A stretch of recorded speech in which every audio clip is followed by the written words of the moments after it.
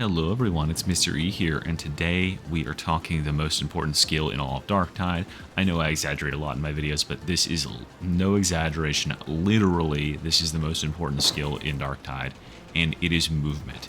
It is becoming fast, it is becoming mobile, it is out-positioning and repositioning, and it's going to 100% cause you to be a better player. And I'll go so far to say is if you can master movement, if you have perfect movement and perfect decision making for what movement to make in situations, you can avoid 100% of all damage in this game, and you will complete missions in a percentage of the time. I do not have perfect movement. I don't know anyone who does, but you can start to learn the skills to push yourself towards that more perfect movement. And the first thing we want to learn is how to be fast, because being fast allows us to move faster than enemies do, and that means we get as much time as we need to deal with them, as long as you can understand where you're going in the level and take them around a big roundabout. So before we understand how to be fast, we need to understand how fast we are by default. And you can check that by looking in the top right corner. You'll probably be glancing up there a good bit during this video. That's my speedometer up there. I'm sorry I couldn't make it bigger. Maybe I'll make it bigger in post.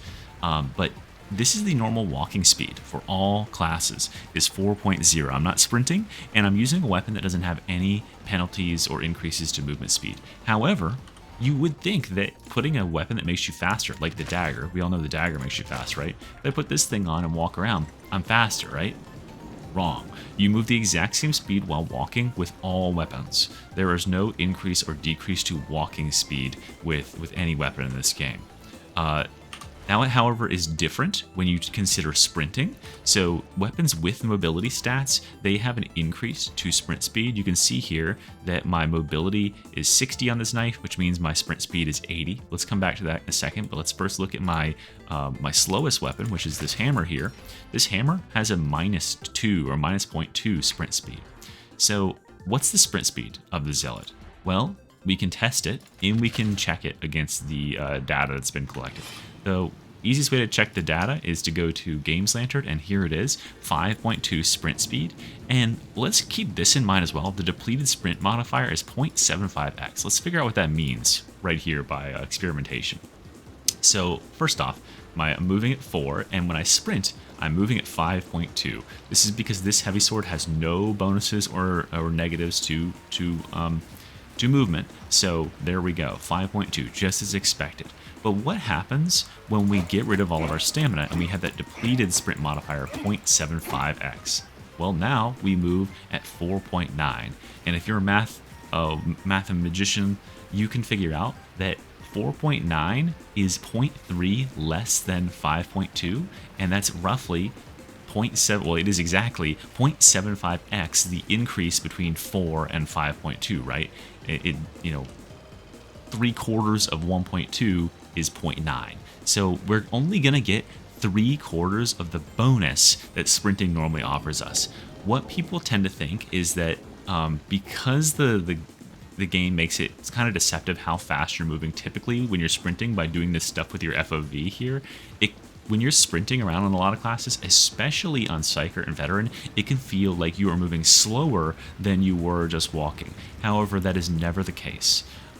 The Veteran and Psyker have a 0.5 sprint modifier, and that means that when they're sprinting, they are going to be moving at actually, that's going to be different because their classes have different base stats. But let's take Psyker, for example.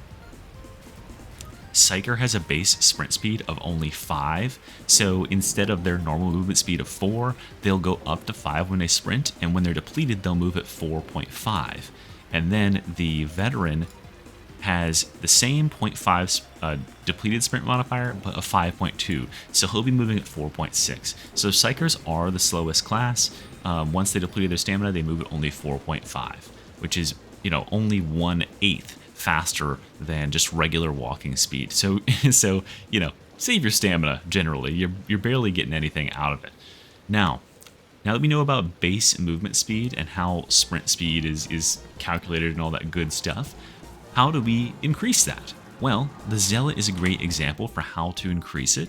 We have lots of stuff on the talent tree that can increase it. let's go ahead and pick up the easiest one of all these, which is right over here on the left side. The Zealot has a flat 5% movement speed node. So what we should expect to see is that our regular movement speed and our sprint movement speed has been increased by 5%.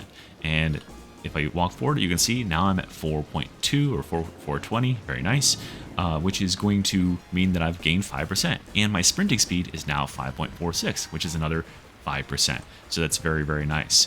Let's go ahead and add in another movement speed talent, which is down here with the Shroud Field ability, which you can see here gives an additional 20% movement speed. Now here's the question.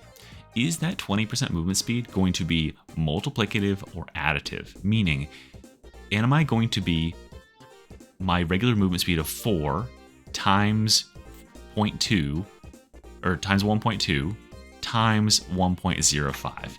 If that was the case, well, what I would expect to see, if that mathed out, is 4 times 1.2 times 1.05. So I'd expect to see my movement speed be around 5.04 while walking with both of with this activated and this talent over here. If that is not true, what I'll expect to see is a 20% increase over my regular movement speed, and that is 0.8, right? And this is going to give me 0.2, so I should be at exactly 5. So let's go ahead and activate it. And you can see here I'm at exactly 5 as I'm walking around. So all these movement speed bonuses in the tree are additive, which is unfortunate because if they were multiplicative, we could be just that little bit faster. But don't worry, there's plenty of ways to be super, super fast in this game. Let's go ahead and swap to a weapon that's going to make us faster, which is going to be the, let's actually start with the dueling sword. The dueling sword is really simple for making us fast. It has the fastest movement speed for a melee weapon in the game at plus 0.89 when you're sprinting around. So that is very, very nice. It also has a very low sprint cost. This is something else you'll want to be concerned with when you're talking about weapons that are good for being mobile. The Ogryn has a really, really big problem with sprinting around because his sprint costs are very high for all of his weapons because they're very heavy. It makes sense. So he drains all of his stamina immediately, but the Zealot has this piddly tiny little sprint cost associated with his lighter weapons. The dagger, for instance, is even 0.5. So when I'm sprinting around this weapon, it won't take very much, and I should be very, very fast. So let's check it out. 6.38, which is right in line with what we would expect, considering before when we were sprinting at, I have to check it myself.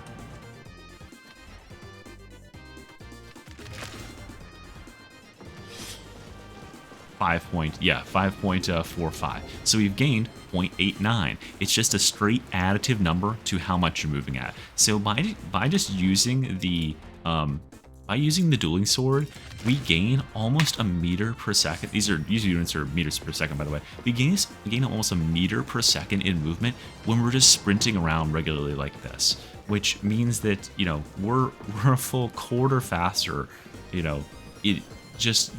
It's just crazy. Like, that movement speed is nuts. But that's not the end of it, right? Because we can add in more movement speed by stealthing while we're doing this. You see we're up at 7.6. And there's a few other tricks we can pull as well. All the way down here in the bottom of the talent tree, there's another 5% sprint speed. Used to be 10%, RIP to that. But you can see that now I'm up at 6.7 when I'm, well, actually that's not right, hold on. Gotta let it give a second to update. I guess maybe that is right. 6.7 when I'm just sprinting around, which is lovely. And then when I stealth, instead of 7.6, I'm at 8. I'm at 8 movement speed, which is fully double the regular walking speed of any other class. So yeah, we're absolutely flying through the level when we're stealth and using a high mobility weapon like this. But that's not all, because there are extra ways that we can increase our movement speed, and this is through the use of movement tech that is tied to different weapons and their movesets.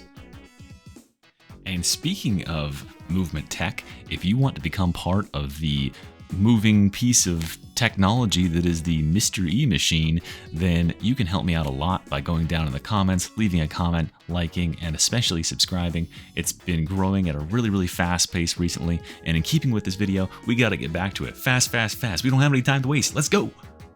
Which is using these weapons and their special blessings, or not special blessings, there's their abilities, their moveset to increase our movement speed even further. And there's only a couple of weapons that are actually blessed with having this capability, and the easiest one is the one that I currently have here, the Katachan Combat Blade.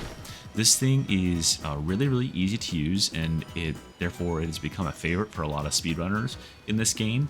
It gives you a flat 20% increase at minimum over your total movement speed, which is really solid. However, it does have a bit of a trick to pulling it off correctly, and that is that you do not get the movement speed on the first attack in the chain.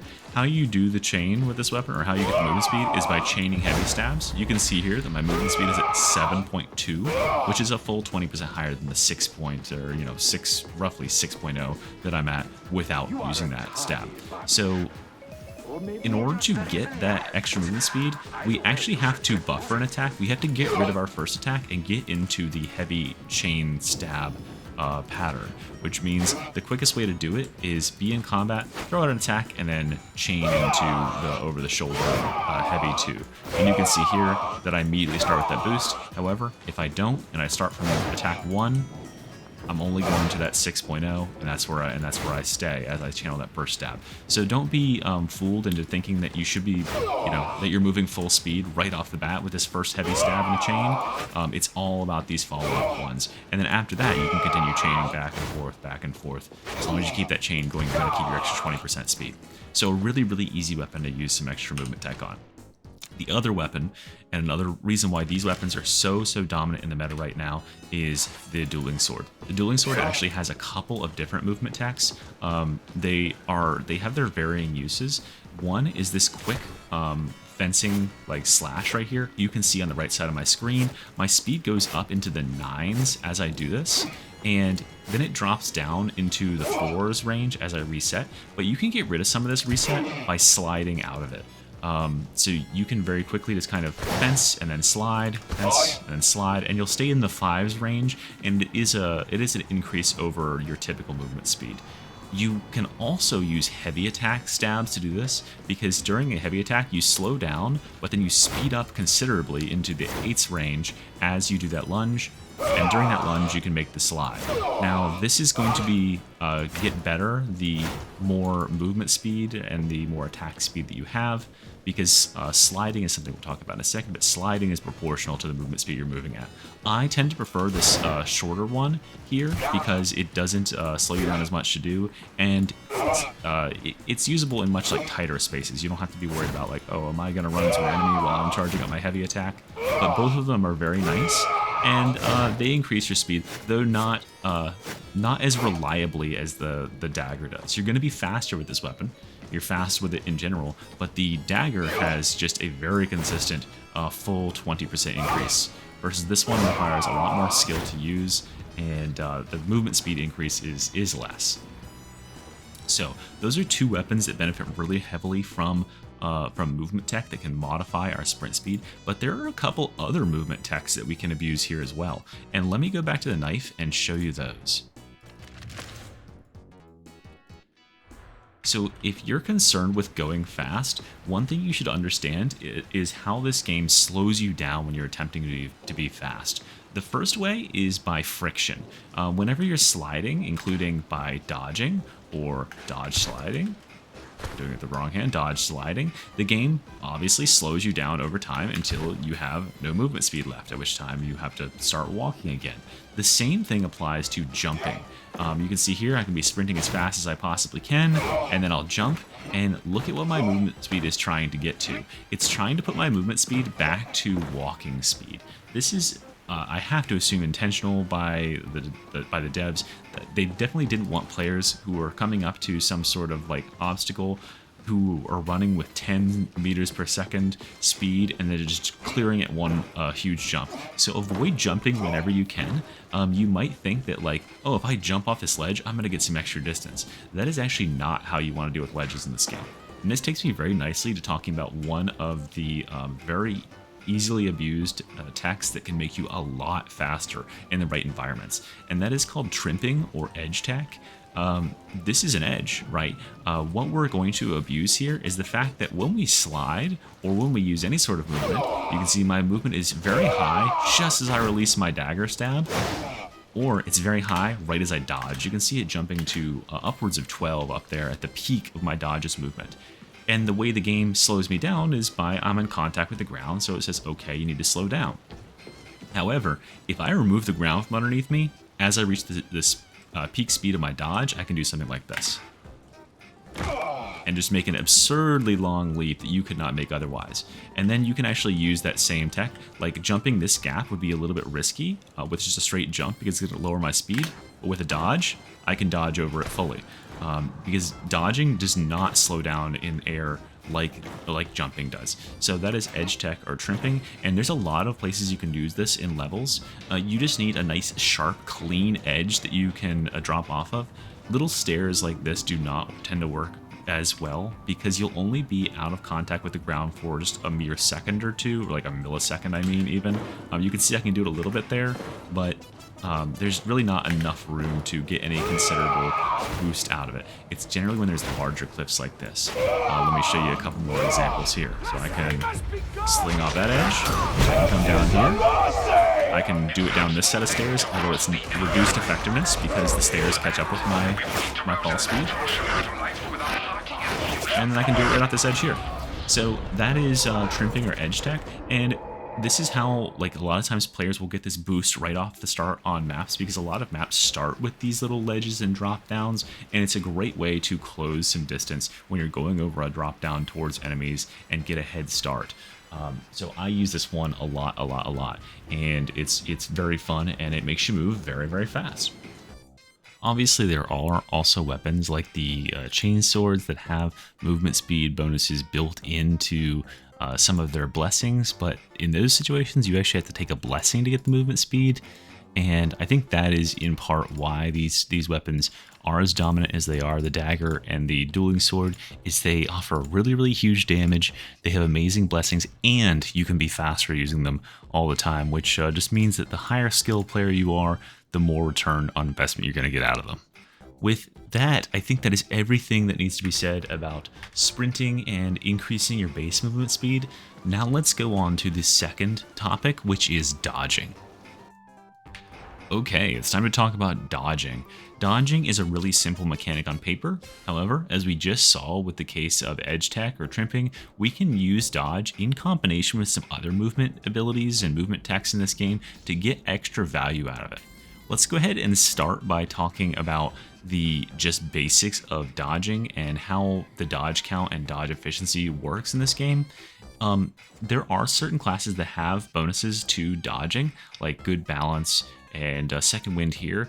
The Psyker in particular has a node that increases dodge effectiveness by a lot. It gives them an extra dodge and makes their dodge 50% longer. All those nodes are fantastic for dodging, but let's just talk about dodging at a base level. It's all down to whatever weapon you have equipped currently. So currently I'm holding my dagger out, and my dagger, as you can see here, has a dodge limit, the number of dodges I can use before I start to see reduced effectiveness on my dodges of 5, and it gains an additional 11% dodge distance over not having a mobility-based weapon. So if I had that heavy sword from earlier, my dodges would be very normal.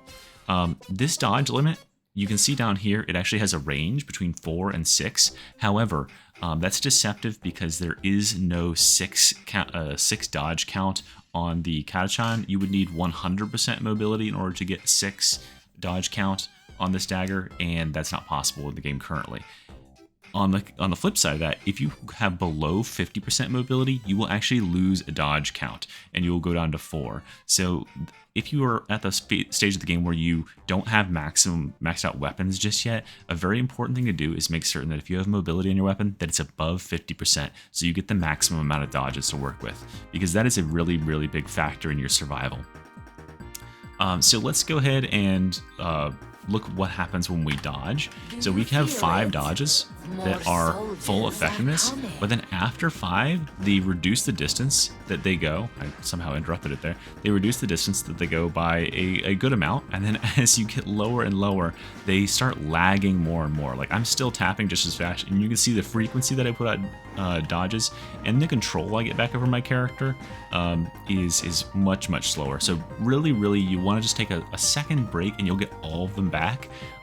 This is not a feature like stamina where you don't want to use all of it at once, because it takes the full, it takes just as long to regenerate it per every point that you use. If you are dodging, go ahead and use all of your dodges and then regenerate them. It takes just as long to regenerate from negative dodges as it does from positive dodges. You can see just about a second of not dodging. So it's quite forgiving. And remember, we can use other stuff like pushing or other mechanics we're about to talk about to extend that amount of time that we have to breathe before we dodge again, so that we can get our dodge count back. And this is where we're going to get into talking about extended dodges or slide dodging. Because I can dodge this enemy attacker, but if he was coming at me like this, and I wanted to create some extra distance, I might dodge and then go into a slide. You can see how much extra distance I can gain over him when he goes into an attack like that, just by sliding. And this is really nice because since I have my weapon out here, my melee weapon, I'm getting the extra dodge distance out of this weapon, and then I can change to my range weapon and have the distance to launch some attacks on him when he's still setting up. This will give you the distance you need to pull out your weapon and get a nice setup on him. So it's really easy to execute, just with the same idea as trimping, where at the maximum speed of your dodge, you're going to want to go ahead and put in the slide input, and you'll get the extra distance out of it. Backsliding like that is really powerful, especially on range classes that want to create that gap between themselves as an enemy, especially when they're reloading or something. Psychers get a ton of use out of it on staff and caster builds, things like Void Blast, where they can just knock enemies down. When the enemies are about to hit them, they backslide and just continue casting, all that good stuff. Just keeping that distance between you and the enemies. Honestly, backsliding extends your slide so long that it is kind of like pretty easy to abuse. However, you might have noticed there that they did account for the fact that we are going to do this sort of technique in the game. When you slide like this, when you have an extended slide, because it gives you that extra distance, you lose a dodge count. You lose an extra dodge count. You see how I'm going down to 3 instead of 5? So you can only do this a couple times sequentially because it does create that much extra distance, which I think is a really nice touch, because otherwise it would be really easily abusable. It is still easily abusable, however, because that extra distance that you create, it's usually enough for you to turn around and disengage, or just simply keep walking backwards and wait that extra second that it takes to get the dodge count back. That amount of extra distance you create is very good. Dodges are generally really useful in this game just because they have iframes and vulnerability frames, time during the dodge in which you can't take any damage. There's plenty of abilities in this game. For instance, one that stands out in the Zealot is Second Wind. If any attacks would hit you during your dodge, during the window in which you have invulnerability to them, you gain 15% toughness. And the same applies to other talents like Good Balance, right? So having a longer or more effective dodge actually increases this window. There is a talent on Psyker that increases it by 50%, but if you use too many dodges and we lower our dodge effectiveness, that window gets smaller and smaller. So it becomes more difficult to actually have things miss you during your dodge. Do not be afraid to dodge even when you are in a situation where you are like almost blocked by an attack. So you'll see right here, I cannot dodge to the right more than just like a little tiny bit, but I can still make a dodge. Let's watch what happens if the Crusher tries to attack me.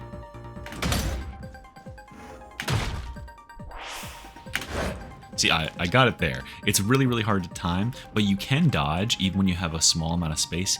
But as soon as my dodge movement is stopped, I'm vulnerable again. Therefore, if I'm completely blocked and I cannot move at all and I try to dodge, I can't dodge it. I will 100% get hit. But if you get more and more precise at this, if you if you learn the timing for when that attack is going to contact you, you can guarantee you can very easily dodge out of things with pretty much like a 0-point dodge, where you have incredibly small amount of space to work with, like this small. And oh man, I didn't expect that attack. And there you can dodge it, even with just like the littlest possible amount of space.